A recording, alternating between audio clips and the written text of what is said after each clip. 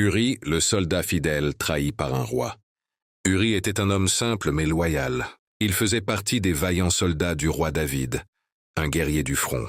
Tandis que l'armée d'Israël combattait les ennemis, Uri dormait à même le sol, veillait sur ses frères d'armes, priait pour la victoire, servait avec honneur.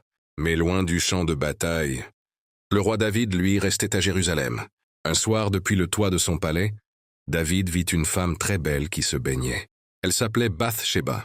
Elle était la femme d'Uri.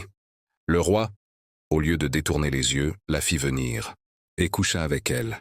Peu après, elle lui annonça qu'elle était enceinte. Pour cacher sa faute, David fit revenir Uri du champ de bataille. Il lui donna à manger du vin et lui dit « Va chez toi, repose-toi. » Mais Uri répondit « L'arche, Israël et Juda sont sous des tentes. Mes compagnons campent à la guerre. Comment pourrais-je rentrer chez moi, manger, boire et dormir avec ma femme? Je ne ferai jamais cela. » Et Uri dormit dehors, devant la porte du palais. David ne réussit pas à couvrir sa faute. Alors, il écrivit une lettre. Il la confia à Uri lui-même, sans que celui-ci sache qu'il portait sa propre condamnation. Placez Uri au plus fort du combat, puis retirez-vous afin qu'il meure. Uri fut placé en première ligne, et il mourut en héros, trahi par le roi qu'il servait. Dieu vit tout. Il envoya le prophète Nathan à David. Nathan raconta l'histoire d'un homme riche qui avait volé la seule brebis d'un pauvre.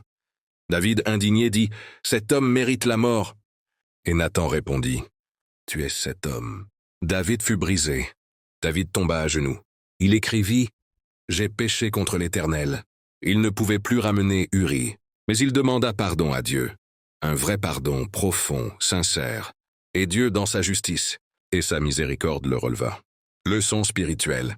Uri est l'image de la fidélité silencieuse, du devoir accompli avec cœur.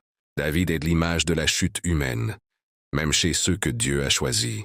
Mais Dieu est aussi l'image de la vérité, la justice et la grâce.